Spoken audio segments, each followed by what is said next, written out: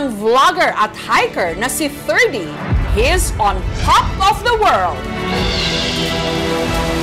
Nitong weekend lang kasi, muli niyang naakyat ang pinakamataas na bulkan sa Kabisayaan, ang Mount Canlaon sa Isla ng Negros. Sabi nila yung Hardin Sangballo is 6 kilometers away from the crater. Doon lang kami sa Hardin Sangballo. Parang naiiba talaga siya. Napakaganda. Sulit talaga yung experience. Sobrang magical sa feeling. Pero kung marating raw ang tuktok, lalong-lalo na sa crater o bunganga nito, ang view doon, breathtaking!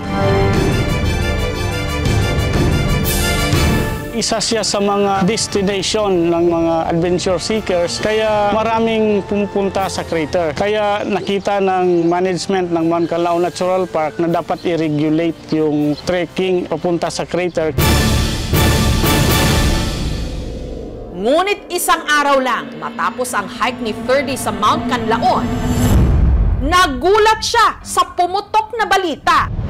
Ang Mount Canlaon kasi biglang sumabog. Oh, hello. Work fireworks? Dili po.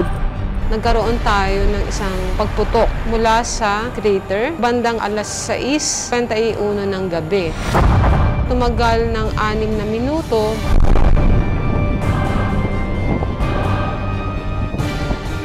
Parang medyo makapal yung usok. Pero yun na yung last day namin na pauwi na din kami. Siyempre, surprise ako. Parang pinauwi lang tayo tapos yun yung mangyayari sa bulkan. Parang I felt so lucky na yung buong grupo is nakauwi ng safe.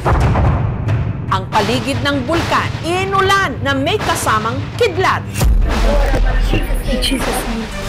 Hanggang nagbuga na ito ng makapal na usok na umabot sa 5 kilometro ang taas. Pagsabog, sinundan ng ashfall. Ito ay naglabas ng mataas na konsentrasyon ng sulfur dioxide.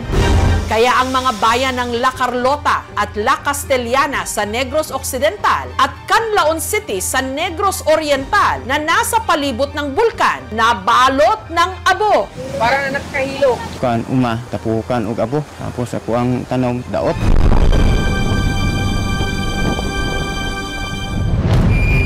Ang mga nakatira sa paanan ng bulkan, mas lalo raw hindi nakahinga ng maluwag nung ang pag-alboroto ng bulkan. Sinundan pa ng pag-ulan matapos ang 2 araw.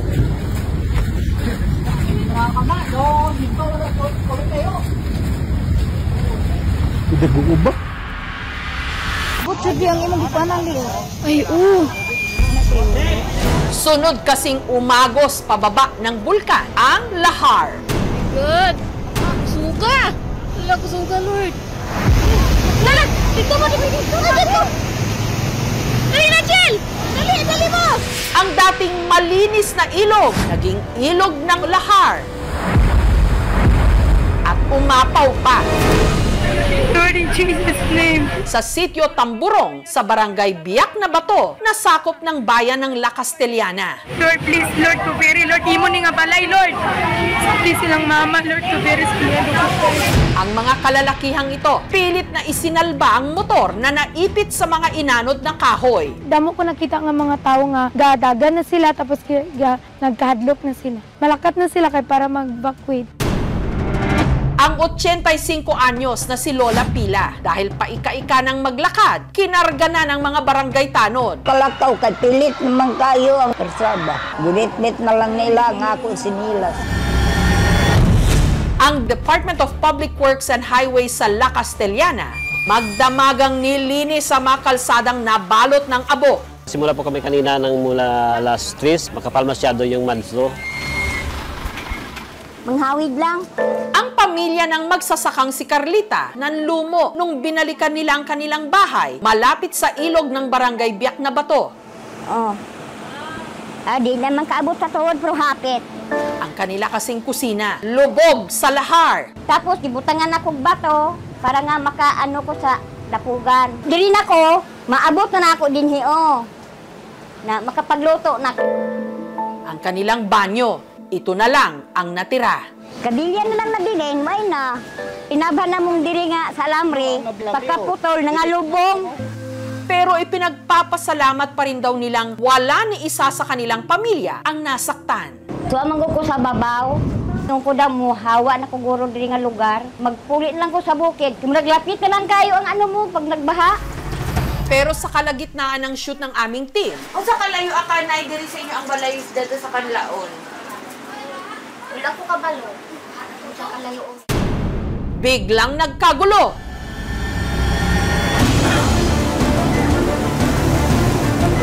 Baha na po.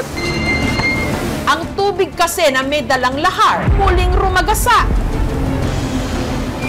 Dahil dito, ang Barangay Council at ang Highway Patrol Group agad nagsagawa ng monitoring sa ilog. Hindi naman natin masabi talaga na wag natin ikabahala, but prepare lang para sa ikabubuti din, ikaliligtas ng ating mga kasibarangay natin. Buti naman itong lahar hindi naman madulas, pero dagdagan na rin natin ng konting pag-iingat. Hindi lang mga kabahayan ang napinsala sa pagputok ng Mount Canlaon. Sir. Manayod. Daot kayo. Pati na ang mga taniman sa palibot ng paanan nito. Ang ilang lugar sa Canlaon City na itinuturing pamanding vegetable basket of Negros, nabalot ng abo. Kaya ang magsasaka mula Barangay Masulong na si Jessie, sumasakit ngayon ang ulo. Ang tanim niya kasing repolyo na nakatakda na sana niyang anihin sa katapusan ng buwan, nasira. Hindi naman di mapuslan. Daot kayo. Grabe yung abo dito sa ako ang umbra. Mahalong taro ng repolyo. Salamat, sir. Gracias. Adi na jud day. Palit unta mapalit unta to na ako untag sunod balay og ako ang mga fans kong mga estudyante kong mga bata ba. Naguol jud kayo. Galuwa gi haguan nimo og ubra na mamatay ra ay. The local government unit have needs assessment. Sinisiguro na mabigyan sila ng mga assistance. Ang mga tourist spot malapit sa bulkan, pansamantala munang isinara sa publiko. Gaya ng Padudusan Falls na ganito na ang itsura ngayon. Kaya ang tindahan ni Leia na malapit sa waterfalls, wala ngayong kita. Wala nang turista. Mahirap po talaga, ma'am, kasi yun lang yung inasahan namin sa ngayon. Hindi kami nakatulog ng maayos kasi palagi ka nakikiramdam. Baka puputok na naman ulit. Ang Mount Canlaon, dito po nanggagaling ang tubig ng dalawang major rivers dito sa Central Negros. Ang area po na nakakover niya para sa supplyan ng tubig is 158,500 hectares. Isa sa malaking problema ngayon sa lugar, kawalan ng malinis na tubig. Di man kakasalot og may nagkuan, kay dali lang man po, inuras man magtubod. Yung tubig namin sa ngayon is contaminated. Kami ang nagsusupply ng drinking water to this affected barangay. Ang Mount Canlaon, ikatlo sa pinakaaktibong bulkan sa Pilipinas. Sunod sa Mount Mayon ng Bicol at ng Taal Volcano sa Batangas. Una itong sumabog taong 1866. Sa paglipas ng mga taon, nakapagtala ito ng mahihinang pagsabog. May kumakalat din ngayong post online na ang pagputok daw ng Canlaon parang may pattern. Tuwing atres daw kasi ng Hunyo, tila nag-aalboroto ang bulkan. Katulad nung June 3, 2003, June 3, 2006, at ngayon naman, June 3, 2024. May paliwanag dyan ang FIVOX. Sa palagay po natin, coincidence lamang ito. Although, hindi lang po June, no? Ang huling pagputok ng bulkan, bago nitong June 3 na pagputok, ay noong December 2017. Pero isa na marahil sa pinakamalagim na pagputok ng Mount Canlaon. Nangyari August 10, 1996, kung saan nataon pamanding nasa tuktok ng bulkan ang tatlong mountaineers na doon na rin binawian ng buhay. I heard a very large explosion and it was rocks and ash plummeting down the mountain. In 1996, may 20 na katao na nag-safari papuntang crater at nung nandyan na sila sa crater, biglang pumutok. Kaya tatlo ang namatay, isang British at saka dalawang Pilipino na nakasama. Injured po is 10 Belgians at saka 6 na Filipinos at may isa pang British na kasama. After about 10 seconds, the rock started to catch up with me and I cowered with my rucksack on my back. My hands off my head, protecting me from the rock fall. The rocks were crashing down for about a minute. It was very hot and I couldn't breathe. It was suffocating me. That was very scary. Yung sky is very clear. In fact nga, nung sumabog yung bulkan, nakita ko pa yung puting, yung parang sa pressure cooker na gumagano. Isa sa mga namatay, ang dating presidente ng Negros Mountaineering Club Incorporated na si Neil. I was at my neighbor's house. Yung kapatid ni Neil pumunta sa akin. Naray, pumutok ang bulkan, ang kanlaon. Nandoon si Kuyaya. O, hindi kinabahan na kami ni tatay niya. O, ito ang the first night nang dumating sila doon sa rainforest sa Canlaon, the actual, when the Mount Canlaon erupted last August 10, 1996. Siguro dito pa anak ko, dito pa.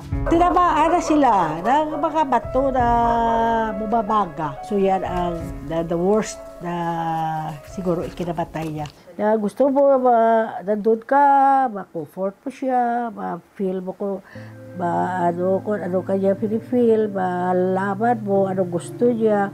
Pero wala eh. Ito ang actual na bag na ginamit ni Neil noong huling akyat nila. Kada magsakay ako ng jeep, siyempre maanuhan mo yung Canlaon. Talaga, I hate na Canlaon. Sabi ko sa sarili ko, I hate you. Oo, kasi kung hindi sa iyo, hindi namatay ang anak ko. Diba? So, that's my feeling. We're okay. You are always remembered until the end of our time. Love you.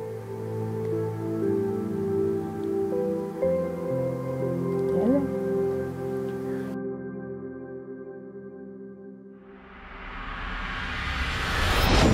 Samantala, dahil may pagbabadya pa rin ng muling pagsabog ng bulkan, nananatili ngayon sa mga evacuation area ang ilang residente. Kailangan po ang ating mga local government officials at ang mga pamayanan ay maghanda dahil sa hindi po natin alam kung anong pwede mangyari.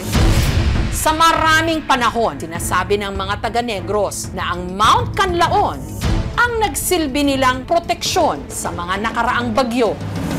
Sa mataba nitong lupa, umaasa ang mga magsasaka.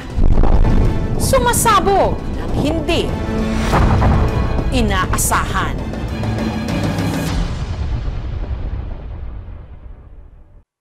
Thank you for watching, mga kapuso. Kung nagustuhan niyo po ang videong ito, subscribe na sa GMA Public Affairs YouTube channel. And don't forget to hit the bell button for our latest updates.